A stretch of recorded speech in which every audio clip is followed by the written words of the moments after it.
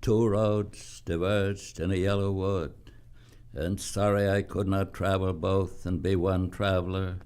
Long I stood and looked down one as far as I could to where it bent in the undergrowth. Robert Frost was an American poet who lived from 1874 to 1963. Robert Frost was born in San Francisco, California, but moved to Massachusetts when his father died. Frost spent most of his life writing poetry. In addition to writing poetry, Frost attempted to be a farm worker but failed when it did not work out. He spent a large portion of his life also as an English teacher and educator. His Frost career began at a library in Dartmouth College in 1892, I think it was. He read a poem in a small regional magazine called the New York Independent. He kind of became disenfranchised or disinterested in college life, so he left Dartmouth after one term, and he published a poem in the same magazine a year later. From there, after he left Dartmouth, he kind of worked a series of jobs being a teacher, a newspaper delivery guy, an editor at a magazine, well, more of a newspaper. He got married, he went to Harvard, and he again dropped out of Harvard. From there, he worked on a farm for 9 years, I think it was. He wrote a lot of his poems there. He wrote in the morning, but he couldn't get published anywhere in the United States, so he eventually moved to Great Britain, and he was published within a year. He published 2 books there within 2 years. Moved back to America. One of his books was published in America that was published in Britain. And from there, his career kind of took off. He was a Pulitzer Prize winner 4 times over. Aside from his literary career, he was an English teacher at Amherst College, Middlebury College, lecturer at Dartmouth, Harvard. So he was really an academic, not in the sense that he did research, but that he taught. I think the capstone of his career was he read one of his poems, The Gift Outright, at Jack Kennedy's 1961 inauguration. He died 2 years later, so that's his career and reputation. Frost came from a middle class family. His father was a teacher until his death. Frost's cultural and social context often is a depiction of a common man in everyday life.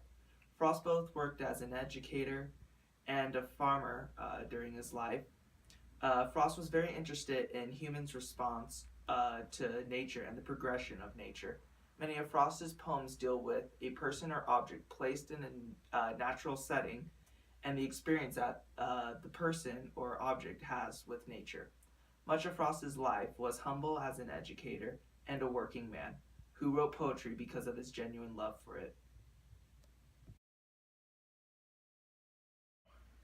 So some of the themes in Robert Frost's work include the ideas of loneliness and isolation, and to a weird extent, American patriotism. He wrote about, his life in the rural Vermont area, New Hampshire area, and he wrote about the classical, I guess, American idea of exceptionalism and manifest destiny a lot. So those were some of his major themes that he wrote about a lot. And some of his concerns with the English language, I guess, or with poetry particularly, was the way that words sound. So he urged his students at the colleges that he taught at to find the sound of sense. So the sound of coherent words being spoken. He urged them to look at that and use that in their writing and their poetry.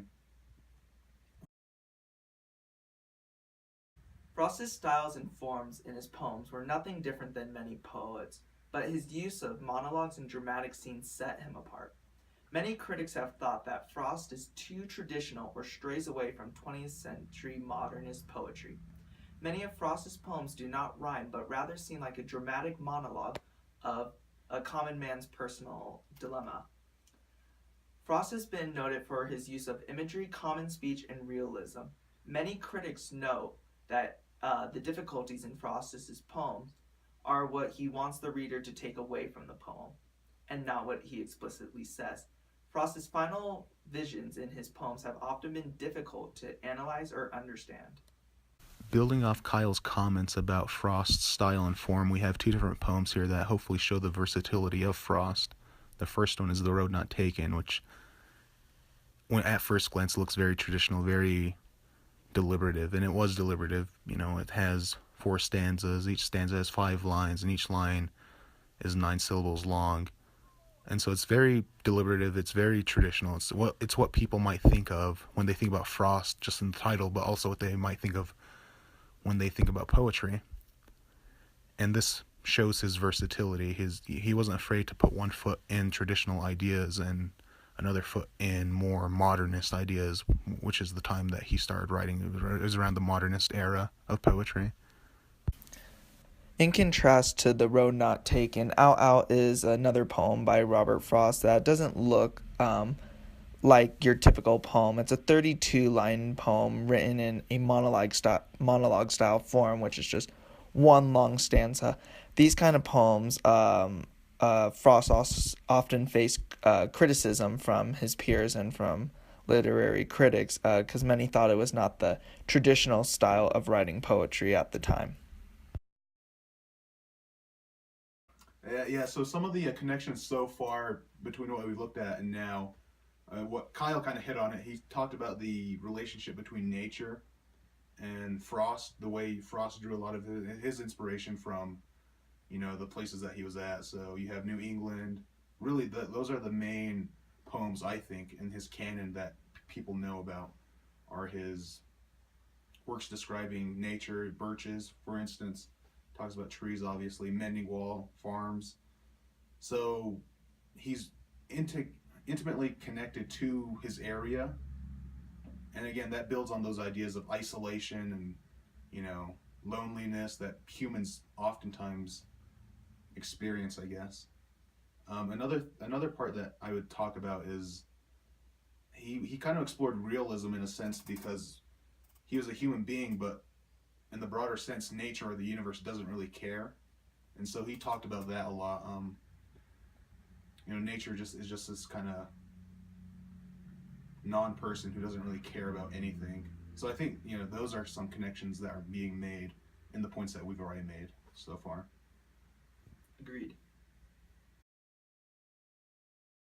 So I think that Frost's work is relevant today because he explores the human condition, and I don't see any signs of humans disappearing anytime soon, so I think we should stay the course and keep studying him. When I mean the human condition, I mean he explores particularly depression, again, loneliness, all these things that humans have been experiencing since, as far as we know.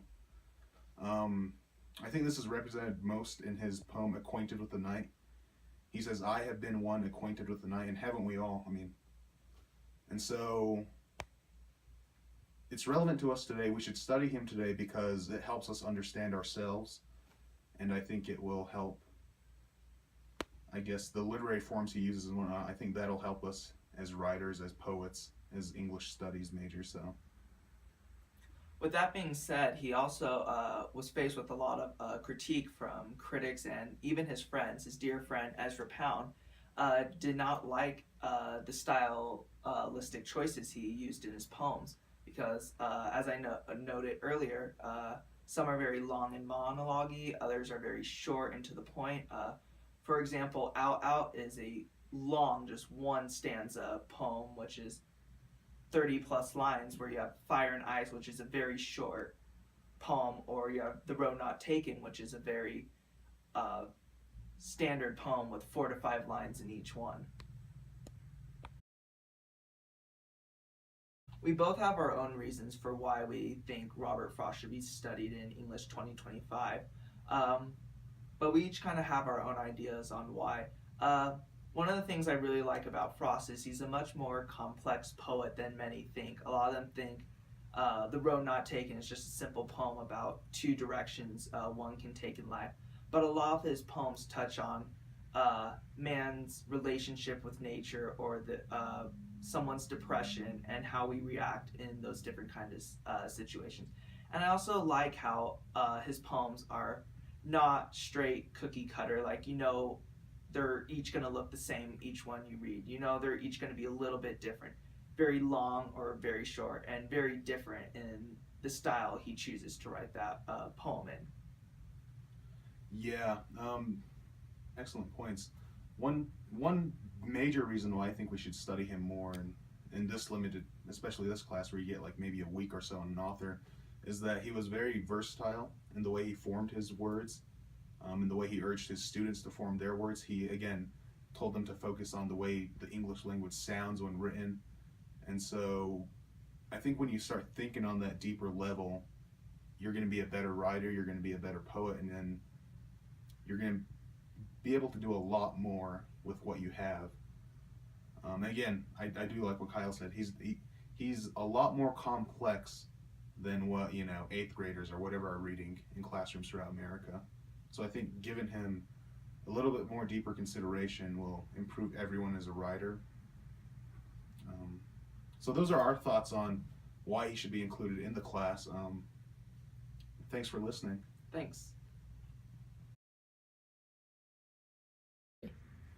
So Robert Frost is regarded as one of the greatest American poems, along with the likes of Walt Whitman or Emily Dickinson. Personally, for when I'm reading Robert Frost, you get a great sense of versatility in his poetry, in the structure and the forms he uses. When reading Frost's poems, many differ in poetic style, and the reader gets a diverse reading experience from his poems, from poem to poem. For this reason, Frost is a versatile and diverse poet, which readers can take away many different aspects of his poetry, not just the themes and thematic styles he uses, but also the stylistic forms he uses. Yeah, I guess one of the reasons I would choose Frost for this syllabus would be his use of meter. I guess he was a modernist, but he didn't use a lot of like the modern forms of meter, poetry meter. He was very classical in his approach and whatnot. So I guess one person described him as a crossroads between the old and the new worlds of poetry, and I think that's fabulous because the content of his poem seems very modernist, but the way he writes it is very structured in a way that elicits ideas of Shakespeare or some older poet. Yeah. And I think that's something readers can look at, because I don't think a lot of kids really know what meter is, or they don't know how to count feet or whatever. So I think that's essential for an English major, and it's essential for this class, I would say. Agreed. I shall be telling this with a sigh somewhere ages and ages hence. Two roads diverged in a wood, and I took the one less traveled by, and that has made all the difference.